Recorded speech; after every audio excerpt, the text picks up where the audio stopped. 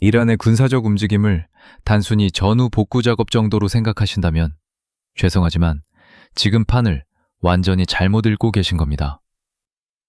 다들 위성사진 속의 흙더미나 활주로 공사에만 정신이 팔려 있지만 진짜 공포는 굴삭기의 소음이 아니라 짐을 싸서 떠나는 사람들의 침묵 속에 있습니다.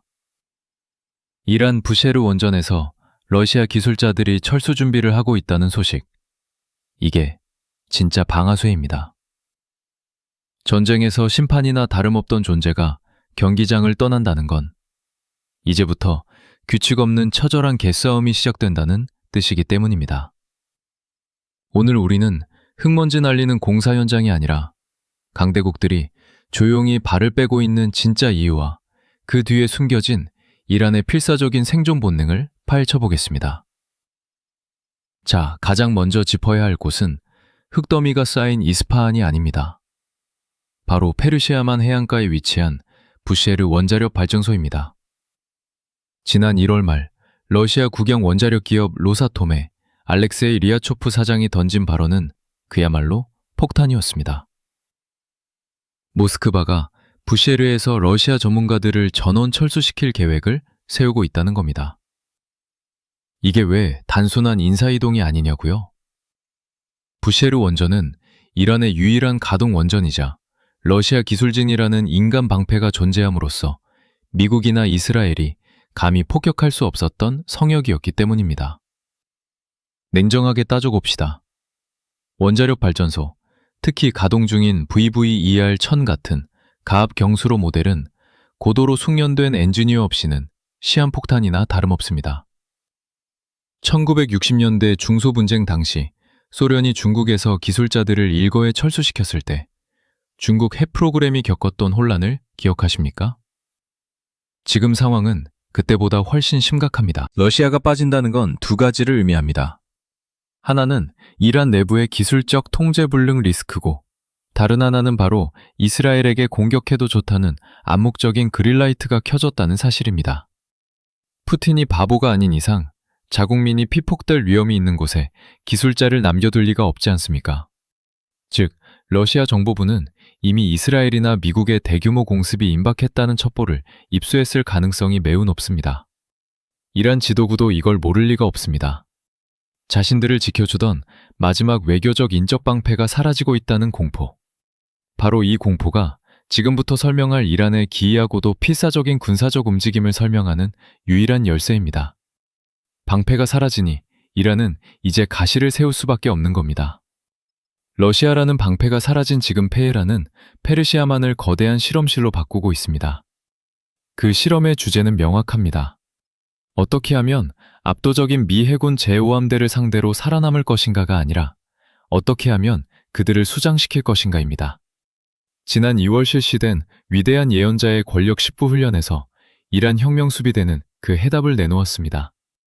바로 거함 거포가 아닌 인공지능이 탑재된 드론 군단, 즉 스웜 전술입니다. 이 대목에서 서방 정보국들이 초기 보고서에서 마인 6이라고 잘못 표기했던 기체를 주목해야 합니다. 이건 단순한 오타가 아니라 실전 배치된 모아제르 6과 신형 자폭 드론 아바비로의 존재를 서방이 얼마나 과소평가했는지를 보여주는 증거입니다. 과거의 드론이 조종사가 멀리서 조종하는 무선 조종 비행기였다면 지금 페르시아만 상공을 떠도는 이 녀석들은 차원이 다릅니다. 이란은 이 드론들의 자율주행 알고리즘을 심었습니다. 이게 왜 소름 끼치는지 아십니까? 미 해군의 이지스 시스템이나 전자전 장비는 적의 통신 신호를 교란해서 드론을 무력화시키는데 특화되어 있습니다. 그런데 이란의 AI 드론은 통신이 끊기는 순간 오히려 더 위험해집니다. 지령을 기다리는 게 아니라 입력된 알고리즘에 따라 스스로 표적을 사냥하는 헌터 킬러 모드로 전환되기 때문입니다. 수십 대의 드론이 마치 개미떼처럼 정보를 공유하며 동시에 달려드는 이른바 군집 드론 전술 앞에서는 제 아무리 최첨단 방공망이라도 과부하가 걸릴 수밖에 없습니다. 100대를 쏘아 올려 99 격추당해도 단 한 대만 뚫고 들어가 레이더를 타격하면 그 항모 전단은 눈뜬 장님이 되는 겁니다. 이건 다윗과 골리앗의 싸움이 아닙니다. 코끼리를 죽이는 건 사자가 아니라 수만 마리의 개미떼라는 자연의 법칙을 전쟁에 대입한 겁니다. 이란은 지금 페르시아만의 좁은 해역을 미 해군이 들어오기만 하면 사방에서 물어뜯기는 죽음의 함정으로 만들고 있습니다. 모아제르 6가 하늘에서 눈 역할을 하고 아바빌 5가 자폭 돌격을 감행하는 이 시스템. 이것은 방어가 아니라 명백한 선제 공격용 시나리오입니다. 하지만 드론이 눈을 떴다면 이제 필요한 건 그 눈이 보고 있는 곳으로 날아갈 주먹 아니겠습니까? 바다 위가 이렇게 뜨거운데 정작 이란 본토의 미사일 기지들은 왜 침묵하고 있을까요? 그 침묵 뒤에는 더 큰 파괴력이 숨겨져 있습니다. 드론이 사냥감이 어디 있는지 찍어보냈다면 이제는 숨통을 끊을 차례입니다. 여기서 주목해야 할 숫자가 하나 있습니다. 바로 1000km입니다. 이 숫자는 이란 기술진이 심심해서 만든 스펙이 아닙니다. 이란 해안에서 아라비아 해까지, 그리고 미 해군 항공모함 에이브러햄 링컨호가 안전하다고 믿고 정박해 있는 그 지점까지의 거리와 정확히 일치합니다. 이란은 지금 이 1000km 반경을 자신의 앞마당, 즉 접근 거부 구역으로 선포했습니다. 여기서 흥미로운 점은 이란이 공개한 신형 순항미사일뿐만 아니라 대전차 미사일인 델라비에를 개량해 해상전에 투입했다는 사실입니다. 탱크 잡는 미사일로 거대한 군함을 잡겠다니 언뜻 보면 계란으로 바위치기처럼 들릴 겁니다. 하지만 이게 바로 비대칭 전력의 무서움입니다. 이스라엘의 스파이크 LR 미사일을 역설계한 이 델라비에는 탑어택, 즉 목표물의 가장 취약한 상부를 타격하는 능력을 갖추고 있습니다. 전차의 포탑을 노리던 그 기술이 바다 위에서는 무엇을 노리겠습니까? 바로 군함의 눈과 귀인 레이더돔과 지휘 통제실인 항교입니다. 수만 톤짜리 항공모함을 침몰시킬 필요는 없습니다. 그저 지휘부를 정밀 타격해 눈을 멀게 하고 귀를 먹게 만들면 그 배는 깡통이 되는 겁니다. 이란은 지금 링컨호에게 명확한 메시지를 보내고 있습니다. 들어오면 죽는다가 아니라 들어오면 아무것도 할 수 없게 만들겠다는 협박입니다. 이렇듯 바다 위에서는 접근 자체를 차단하는 공격적인 방어막을 치고 있습니다. 하지만 시선을 육지로 돌리면 상황은 정반대입니다. 바다에서는 가시를 세우고 달려들 준비를 마친 이란이 정작 본토 깊숙한 곳에서는 마치 겁먹은 두더지처럼 땅을 파고 들어가고 있습니다. 도대체 무엇이 그리 두려워서 멀쩡한 시설들을 지하로 숨기고 있는 걸까요? 이제 우리는 이란 전략의 진짜 핵심인 지하 요새로 들어갑니다. 바다 위가 이란의 창이라면 지하 깊숙한 곳은 이란의 심장입니다. 그리고 지금 이란은 그 심장을 문자 그대로 산 밑으로 옮겨 심는 대수술을 감행하고 있습니다. 이스파한 핵기술센터. 이곳은 나탄즈나 포르도처럼 농축시설로 유명하진 않지만 사실상 핵 프로그램의 가장 중요한 급소입니다. 여기서 우라늄 광석을 6불화 우라늄 가스로 변환하지 못하면 원심 분리기 수만 대가 있어도 무용지물이 되기 때문입니다. 지난 6월 이스라엘의 공습이 이곳 지상시설을 겨냥했던 이유도 바로 이 연료 공급선을 끊기 위함이었습니다. 그 충격 때문일까요? 이란은 이제 지상에 아무것도 남겨두지 않기로 작정한 듯합니다. 위성사진을 보면 터널 입구를 콘크리트로 막는 수준을 넘어 아예 엄청난 양의 흙으로 덮어버리고 있습니다. 언뜻 보면 스스로를 생매장하는 자살 행위처럼 보일 수 있습니다. 탈출구도 없이 어떻게 산다는 말입니까? 하지만 군사 전문가들의 시각은 다릅니다. 이건 미 공군의 괴물 벙커 버스터 GBU-57 MOP를 막기 위한 치밀한 계산입니다. MOP 같은 관통형 폭탄은 단단한 지표면이나 콘크리트 층에 충돌하는 충격을 감지해 신관이 작동하도록 설계되어 있습니다. 그런데 이란이 터널 입구와 상부를 수미터 두께의 부드러운 흙으로 덮어버리면 어떻게 될까요? 폭탄이 이 연약한 흙더미를 뚫고 들어갈 때 신관이 제때 작동하지 않거나 너무 일찍 터져버리는 퓨즈 오작동을 유도할 수 있습니다. 흙이 일종의 쿠션 역할을 해서 폭탄의 관통력을 분산시키는 겁니다. 심지어 폭탄이 비껴 맞도록 유도하는 비대칭 방어막 역할까지 수행합니다. 더 무서운 건 깊이입니다. 현재 이스파한의 지하시설은 미군의 샤이엔 3벙커에 버금가는 깊이로 파고 들어갔다는 분석이 지배적입니다. 여기에 초고강도 콘크리트와 충격 흡수용 강철 라이너까지 덧대고 있습니다. 이 정도면 단순한 방공호가 아니라 핵전쟁 이후에도 살아남아 핵무기를 생산하겠다는 의지의 표현입니다. 땅속으로 숨어버린 이란. 그런데 지상에서는 또 다른 기이한 현상이 목격되고 있습니다. 파괴된 건물을 복구하는 척하면서 실상은 텅 비어두는 유령 건물들.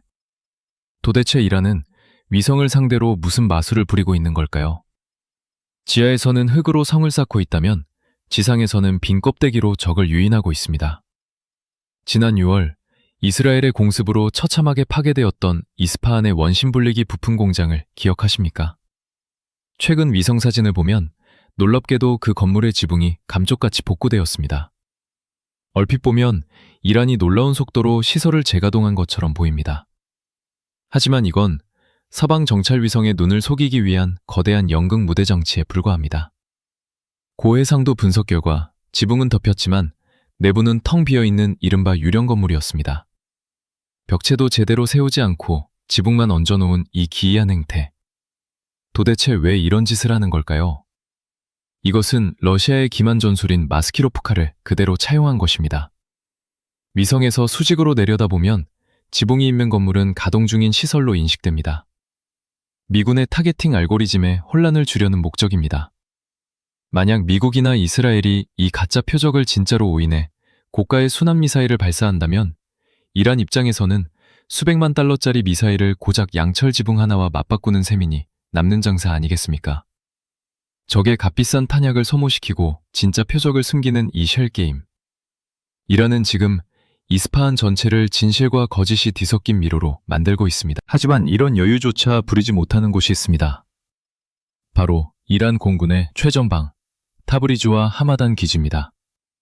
이곳에서는 속임수가 아니라 생존을 위한 처절한 몸부림만이 목격되고 있습니다.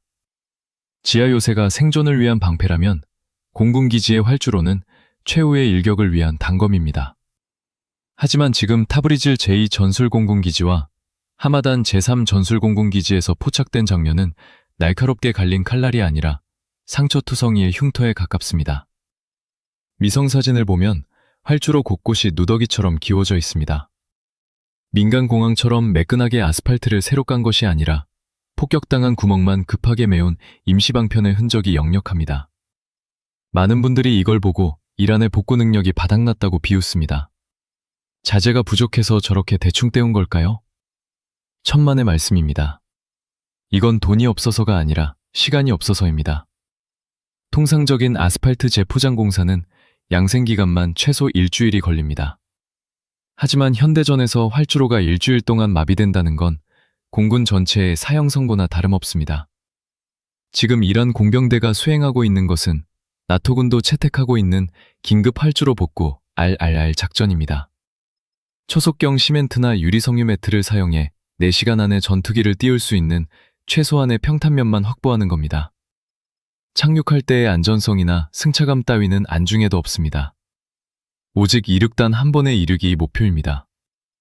왜냐하면 타브리즈와 하마단에 있는 F-5E와 F-4 팬텀 전투기들은 기지로 돌아오지 않을 가능성이 높기 때문입니다.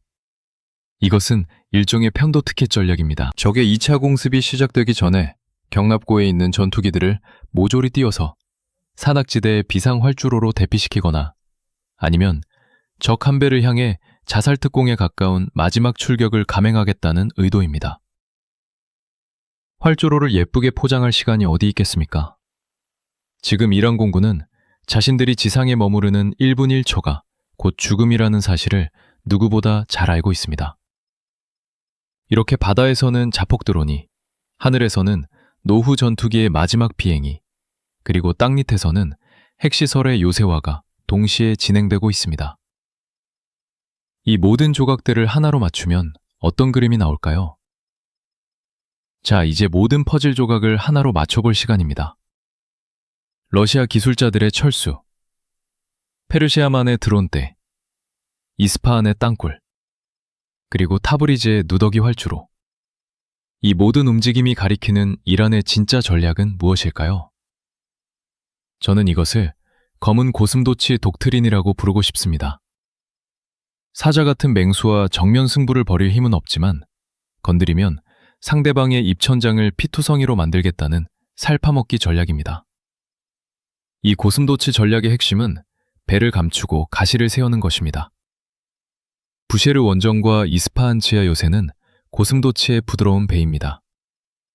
이란 정권의 생명줄인 핵 프로그램과 에너지를 보호하기 위해 이들은 땅속 깊이 몸을 말고 있습니다. 반면 페르시아만 해상의 자폭 드론과 대전차 미사일은 밖으로 곤두세운 날카로운 가시입니다. 미 해군 항모전단이라는 거인을 상대로 이길 수는 없지만 적어도 그들의 눈을 찌르고 발목을 물어뜯어 심각한 출혈을 강요할 수는 있습니다. 가장 위험한 변수는 이 고슴도치를 통제하던 조련사가 사라졌다는 점입니다. 러시아가 부쉐르에서 손을 뗀다는 것은 이제 이란이 독자 생존의 길로 들어섰음을 의미합니다.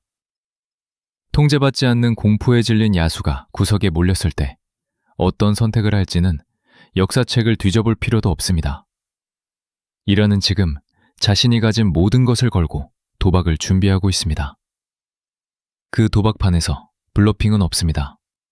오직 생존을 위한 처절한 몸부림만이 있을 뿐입니다. 결론을 말씀드리겠습니다.